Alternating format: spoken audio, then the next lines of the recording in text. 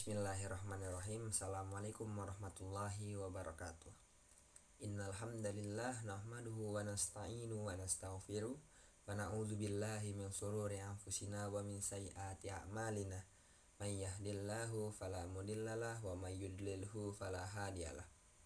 Asyhadu an la ilaha illallah wa asyhadu anna Muhammadan abduhu amma ba'du.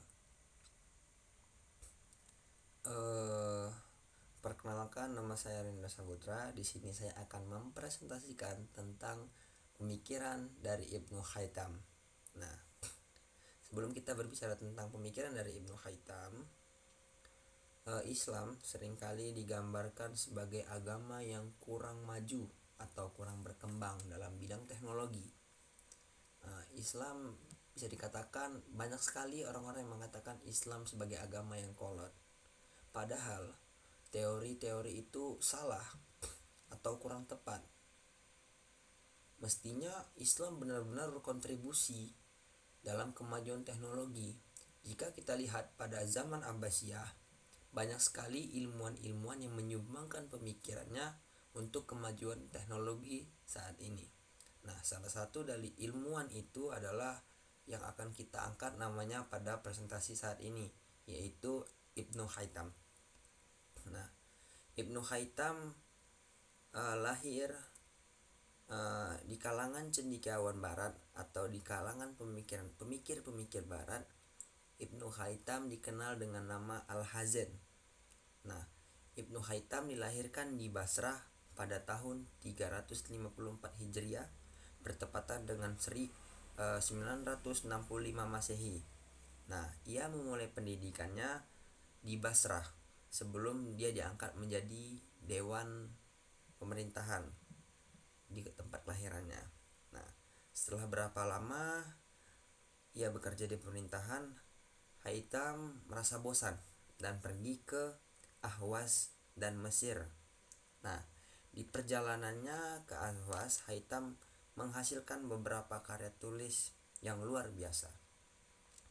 Kecintaan Khaitam kepada ilmu pengetahuan telah membawanya berhijrah ke Mesir. Nah, di Mesir, Khaitam dipanggil oleh Khalifah Fatimiyah pada saat itu. Nah, Khaitam disuruh melakukan beberapa penyelidikan tentang aliran Sungai Nil, serta Khaitam juga ditugaskan untuk menyelesaikan permasalahan banjir pada saat itu yang diakibatkan oleh Sungai Nil. Nah, beliau juga banyak sekali menerjemahkan buku-buku di Universitas Al-Azhar, menerjemahkan buku-buku dari bahasa Latin ke bahasa Arab. Nah, beliau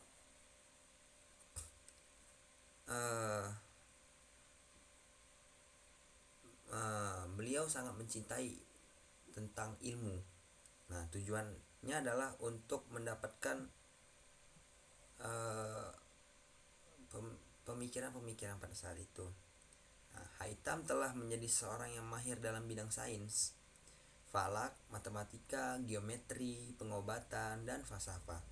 Tulisannya mengenai cara kerja mata manusia dan bisa menghasilkan kacamata atau optik telah menjadi salah satu referensi yang penting di bidang kajian sains barat.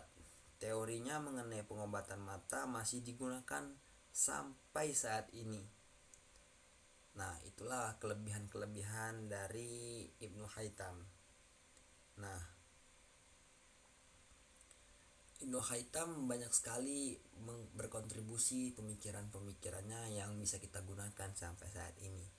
Nah, salah satu karya dan penelitian Ibnu Khaitam yang akan kita bahas saat ini adalah tentang sains. Nah, Ibnu Khaitam merupakan ilmuwan yang gemar melakukan penelitian.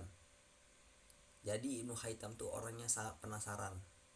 Ketika ada kejanggalan, beliau langsung melakukan penelitian. Nah, beliau melakukan penelitian tentang cahaya. Beliau memberikan banyak sekali penelitian yang akhirnya memberikan ilham kepada ilmuwan-ilmuwan barat pada saat itu, seperti Bohr, Bacon, dan Kepler yang menciptakan mikroskop dan teleskop. Ia merupakan orang pertama yang menulis dan menemukan berbagai data penting mengenai cahaya. Nah, beberapa buah buku mengenai cahaya yang telah ditulis oleh Ibnu Haytham telah diterjemahkan dalam bahasa Inggris. Antara lain adalah Light dan On-Twilight Phenomena. Nah, kajiannya banyak membahas mengenai senja, lingkaran cahaya di sekitar bulan dan matahari, serta bayang-bayang dari gerhana. Nah, menurut Ibnu Haytham sendiri, cahaya fajar bermula apabila matahari berada pada garis 19 derajat di ufuk timur. Nah, warna merah pada senja pula akan hilang apabila matahari berada di garis 19 derajat di ufuk barat. Nah, dalam kajiannya ia juga telah berhasil menghasilkan kedudukan cahaya seperti bias cahaya dan pembalikan cahaya. Nah, Ibnu Haytham juga turut melakukan penelitian dan percobaan terhadap kaca yang dibakar. Nah, dan dari situlah ditemukanlah teori lensa pembesar. Nah, jadi kaca pembesar itu teorinya bermula dari pemikiran Ibnu Haytham. Nah, teori itu telah digunakan oleh ilmuwan di Italia untuk menghasilkan kaca pembesar pertama di dunia. Jadi penciptaan teknologi seperti kacamata, kaca pembesar itu pemikirannya berawal dari Ibnu Haytham. Nah, sama seperti kita berbicara tentang teori gravitasi yang dicetuskan oleh Isaac Newton, itu juga berawal dari pemikiran Ibnu Haytham. Kalau bisa kita katakan Isaac Newton itu mengambil pemikiran Ibnu Haytham dan diboikot oleh dirinya sendiri. Nah, selain beliau melakukan kajian dan penelitian dalam bidang sains, beliau juga melakukan kajian-kajian dalam bidang filsafat atau falsafah. Nah,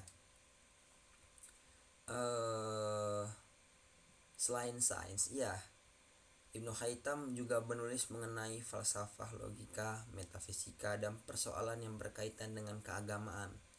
Ia turut menulis ulasan dan ringkasan terhadap karya-karya sarjana terdahulu. Nah, penulisan falsafat banyak tertumpu kepada aspek kebenaran dalam masalah yang menjadi pertikaian. Padanya pertikaian dan perselisihan mengenai suatu perkara berpuncak daripada pendekatan yang digunakan dalam mengenalinya.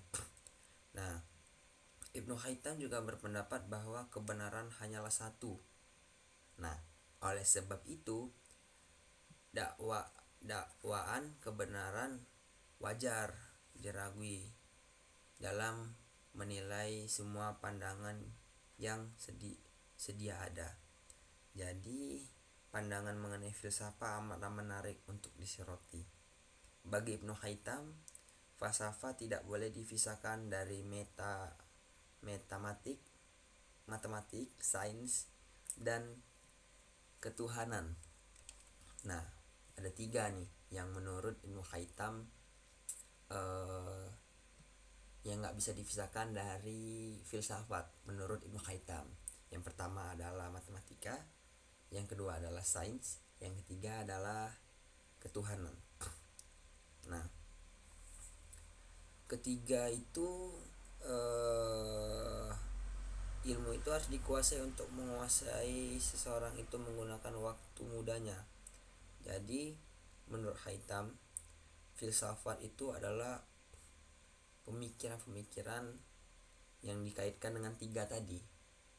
ketika tiga tadi tidak menyatu dalam ilmu pengetahuan, menurut Ibnu Haytham itu tidak akan mencapai sebuah kebenaran. Nah, dan oleh sebab itu banyak sekali kontribusi Ibnu Haytham dalam pemikirannya yang bisa kita gunakan sampai saat ini. Nah, seperti peta juga itu dicetuskan pemikiran pertamanya dari Ibnu Haytham yang disebut dengan wayang dunia. Jadi kita bisa tahu letak itu seperti apa, itu juga berasal dari pemikiran Ibnu Haytham. Nah, Ibnu Haytham juga banyak sekali pemikiran-pemikiran Ibnu Haytham yang kita rasakan sampai saat ini. Nah, kalau kita lihat seperti televisi, handphone, itu juga berawal dari pemikiran-pemikiran Ibnu Haytham. Nah, dia juga berpendapat bahwa gambar semu itu bisa bergerak. Nah, dan oleh sebab itu kita harus banyak sekali yang kita contoh dari pemikiran Ibnu Haytham ini.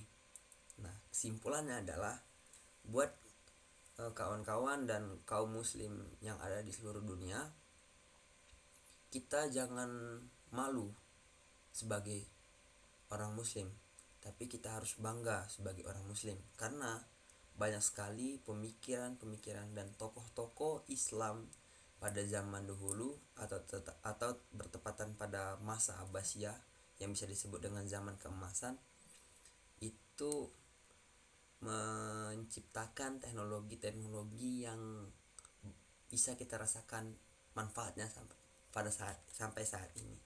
Nah, mungkin itu saja yang bisa saya jelaskan. Apabila banyak kesalahan atau banyak yang kurang, mohon dimaafkan. Karena pada dasarnya al-insanu ma'al khata' wa nisya. Manusia itu tempatnya salah dan lupa. Apabila ada kata-kata yang salah, mohon dimaafkan. Billahi taufiq wal hidayah. Assalamualaikum warahmatullahi wabarakatuh.